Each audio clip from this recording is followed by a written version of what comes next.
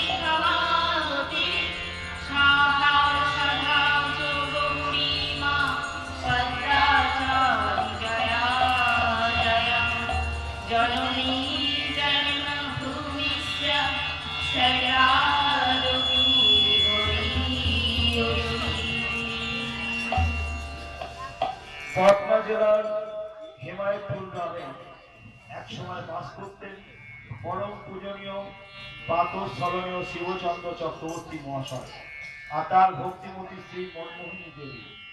मनमोहिनी देवी छोट थेकेई प्रगाढ़ भक्ति एवं ईश्वरे गभीर विश्वास। मात्र 8 बछर बयसे तिनि पंडित भगवान शिरोमणिर काछ थेके दीक्षा नेन। भक्तिमती मनमोहिनी प्रतिदिन राते गृह देवता राधा मदन मोहन के डाकते डाकते घुमिए पड़तेन। एक दिन स्वप्ने सुनलेन मनो नाम निबि जे जेगे उठे विस्मय विहल हये देखलेन एक ज्योतिर्मय मूर्ति और तार माझे 4 अक्षर स्वर्णाक्षरे लेखा अप्लुत नाम। गुरुमूर्ति ध्यान करे स्वप्न विष्णु नाम जप करते থাকেন এবং गभीर तपस्याय मजे रইলেন তিনি।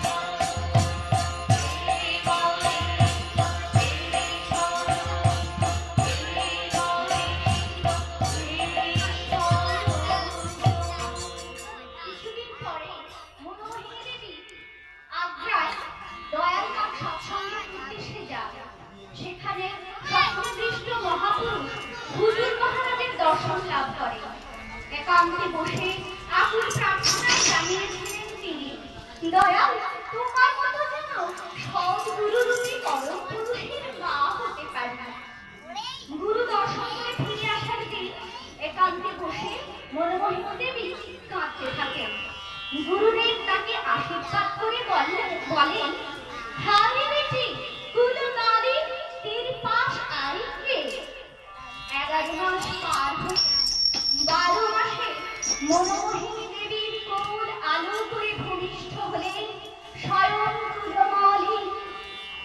বাউলের কাণ্ডারি শ্রী শ্রী ঠাকুর অনুকূল চন্দ্র। বিধাতা বিশ্বত্রাতা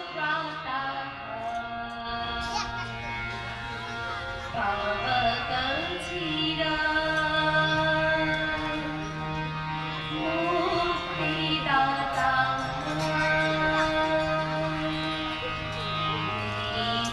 সুন্দরা জ্যোতি প্রজ্জ্বলা পতিত পাবন বিশ্বপিতা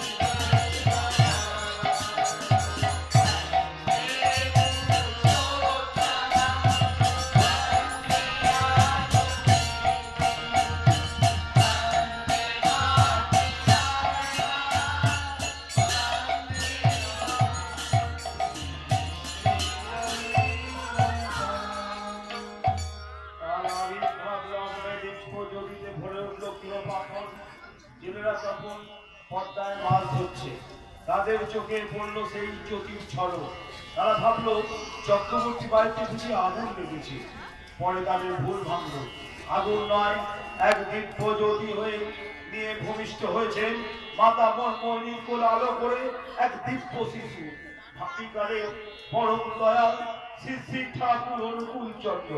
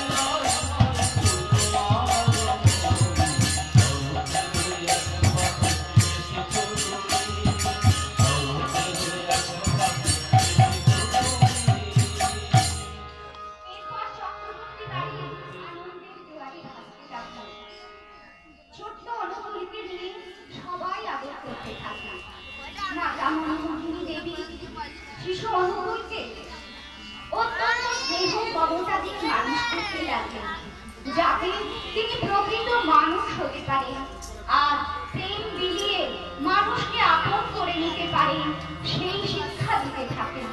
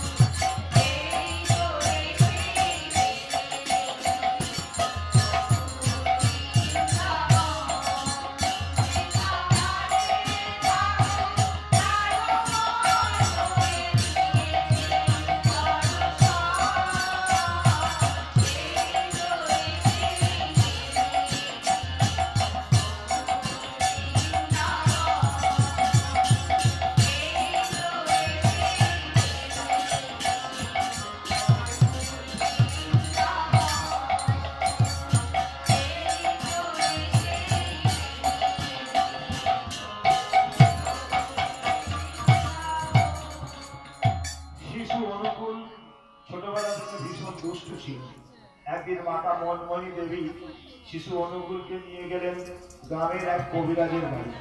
কবিরাজ চিকিৎসার জন্য বাড়িতে কিছু বীজ বড়ি তৈরি করে রৌদ্রে শুকনো করতে দিয়েছিলেন। এরপর শিশু অনুকূল খেলার সময় অনেকগুলি বীজ বড়ি খেয়ে ফেললেন। কিছুক্ষণ পর কবিরাজ দেখলেন যে ৮-১০টি বীজ বড়ি শিশু অনুকূল খেয়ে ফেলেছে। মাতা মনমোহিনী দেবী হাহুতাশ করতে করতে শুরু করলেন, ভীষণ চিন্তিত হয়ে পড়লেন। আর শিশু অনুকূল অবলীলাক্রমে খেলা করে চলেছে, তার কোনো ভ্রুক্ষেপ নেই, কারণ তিনি তো নীলকণ্ঠ, বীজকেও তিনি কণ্ঠে ধারণ করতে পারেন। একদিন শৈশবে অনুকূলের পায়ে আঘাত লেগেছে, কেটেও গেছে, যন্ত্রণা হচ্ছে খুব, চলতেও কষ্ট হচ্ছে। এদিকে স্কুলে যাওয়ার সময় হয়ে গেছে, কি করে স্কুলে যাবে ভাবছেন বালক অনুকূল চন্দ্র। মা বললে, না, ও কিছু হয়নি, স্কুলে তোমায় যেতেই হবে। মা যখন বলেছে বেশি কিচ্ছু হয়নি, তবে নিশ্চয় বেশি কিছু হয়নি। ভাবতে ভাবতে সে ব্যথার অনুভূতি আশ্চর্যজনকভাবে দূর হয়ে গেল। না, আর কিচ্ছু কষ্ট নেই তো। মায়ের প্রতি অচলা ভক্তি খুব অল্প সময়ের মধ্যেই পায়ের ব্যথা ও ক্ষত নিরাময় করে দিল।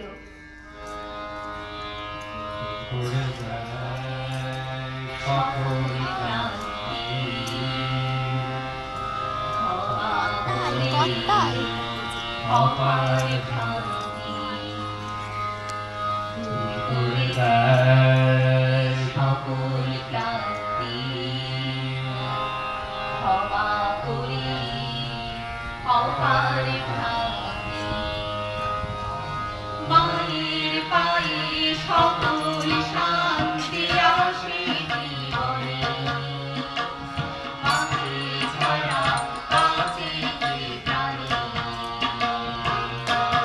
মায়ের মতো এমন আপন নাই তো ভুবনে, মাকে ছাড়া বাঁচে কে প্রাণে, মাকে ছাড়া বাঁচে কে প্রাণে, মাকে ছাড়া বাঁচে কে প্রাণে, মাকে ছাড়া বাঁচে কে প্রাণে। প্রাণ দিয়েছো, মান দিয়েছো, সবাই তুমি সঙ্গে আছো না। হয় তোমার সেবার সুখে মুখর ভুবন ভরাই প্রাণে মা। প্রাণ দিয়েছো, মান দিয়েছো, সবাই তুমি সঙ্গে আছো মা।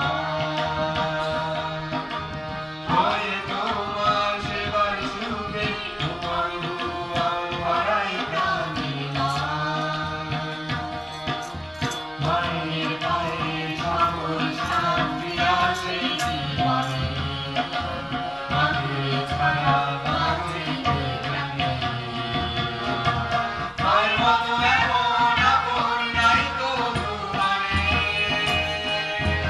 মাকে ছাড়া বাঁচে কে প্রাণে, মাকে ছাড়া বাঁচে কে প্রাণে, মাকে ছাড়া বাঁচে কে প্রাণে, মাকে ছাড়া বাঁচে কে প্রাণে। তুমি আছো জীবনে, তাই তো আমি আছি, ধরে রাখো তাই তো পাবো মরণ সুখে বাঁচি।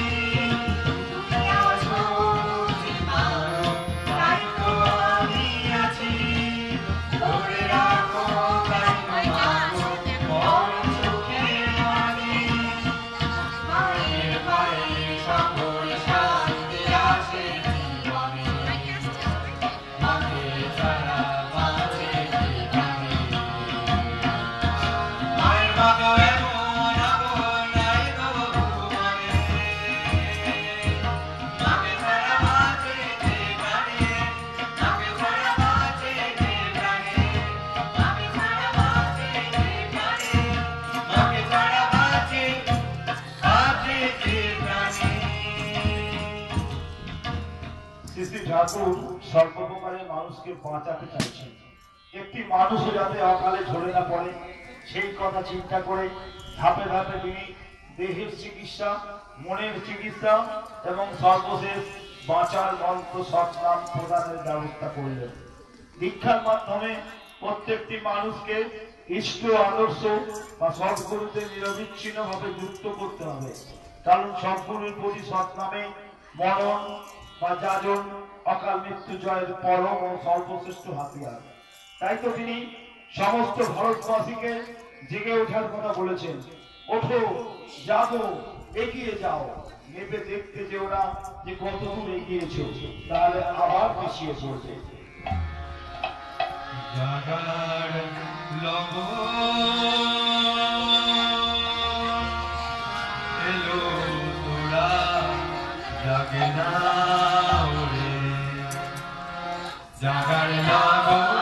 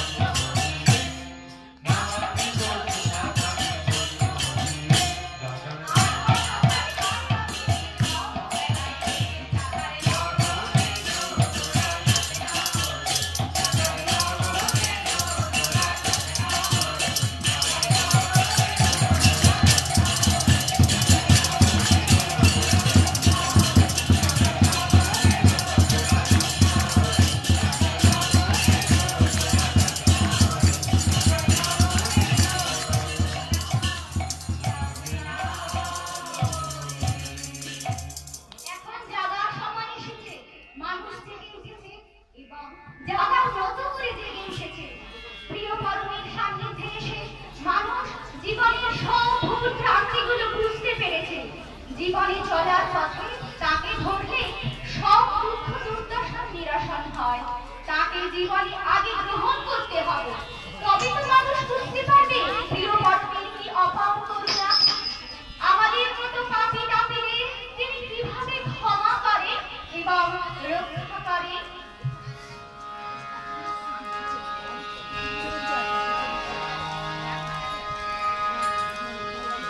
Oh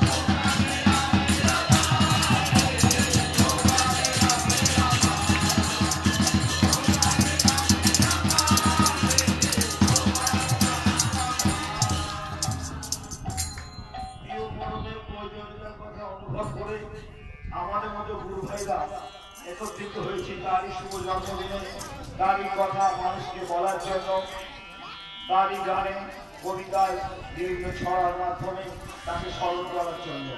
তার সংস্পর্শে যুক্ত হয়ে কত মানুষ যে দিশা পেয়েছে, কত অনার্যে আশ্রয় পেয়েছে, কত পাপি কাপিকে উদ্ধার হয়েছে তার ইয়ত্তা নেই। কত কত গরিব আর্ত অনার্ত ব্যথাতুর হৃদয়ে ব্যথা নিরসন করেছেন, তিনি আজও বিরাজ করে চলেছেন বর্তমান আচার্যদেবের মধ্যে দিয়ে। তাই তো তিনি বলেছেন, ইষ্ট গুরু পুরুষোত্তম প্রতীক গুরু বংশধর, যে শরীরে সুস্থ থেকে জ্যান্ত তিনি নিরন্তর। শ্রী ঠাকুর পরবর্তীকালে শ্রী বর্তার মধ্য দিয়ে, শ্রী দাদার মধ্য দিয়ে এবং শ্রী আচার্যদেবের মধ্যে দিয়ে লীলা করে চলেছেন।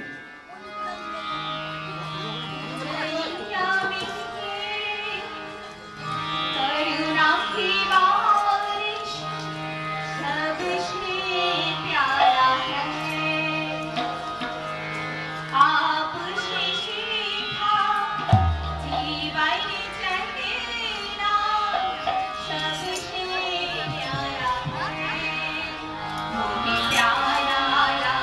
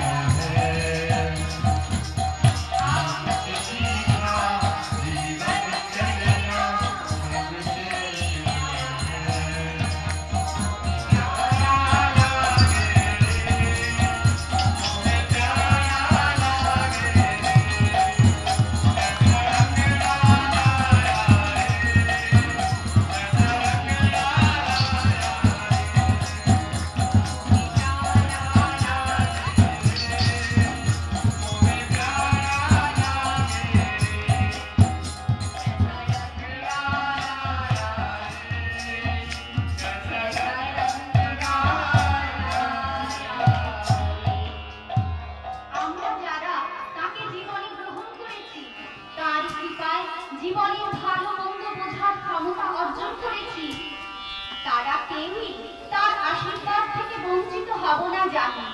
কিন্তু যারা এখনো শ্রী শ্রী ঠাকুরকে জীবনে গ্রহণ করেননি এবং এখনো শ্রী শ্রী ঠাকুরের চরণতলে আশ্রয় নেননি, তারা এখনই দীক্ষার মাধ্যমে শ্রী শ্রী ঠাকুরের সঙ্গে যোগযুক্ত হন ও সুন্দর থেকে সুন্দরতর হন এবং তাকে ভালোবাসার মাধ্যমে তাঁর হয়ে উঠুন।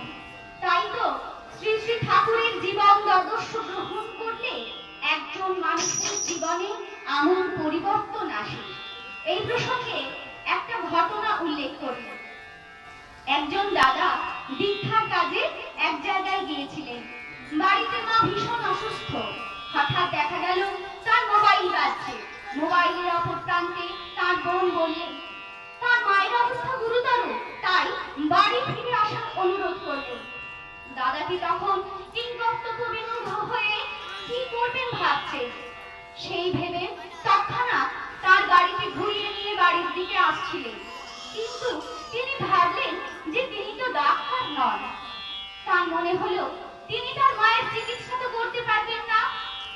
তাই এই অবস্থায় তিনি ঠিক করলেন, আমি যে কাজটি করতে যাচ্ছি, যিনি আমার মাকে বাঁচান সেটা তো তাঁরই কাজ, তিনি তো মাকে বাঁচাতে পারেন। তাই তো ঠাকুর বললেন, অন্যে বাঁচায় নিজে থাকে, ধর্ম বলে জানিস থাকে। ধর্মে সবাই বাঁচে বাড়ে, সম্প্রদায়টা ধর্ম নয়। সেই দাদাটি দীক্ষার কাজ সম্পন্ন করে বাড়ি ফিরলেন এবং বাড়িতে এসে জানতে পারলেন তার মা সম্পূর্ণ সুস্থ এবং তাকে জিজ্ঞাসা করছেন কতজন দীক্ষা দিলেন। এমনই হয় আমাদের প্রিয় পরমের পরম সংস্পর্শে এলে।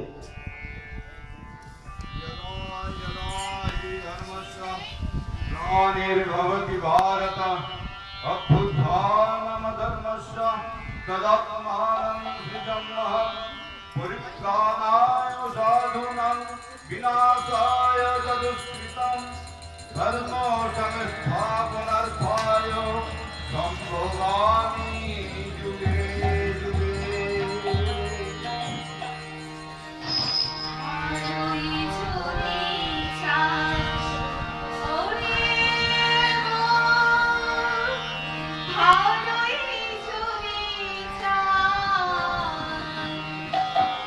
Hallelujah.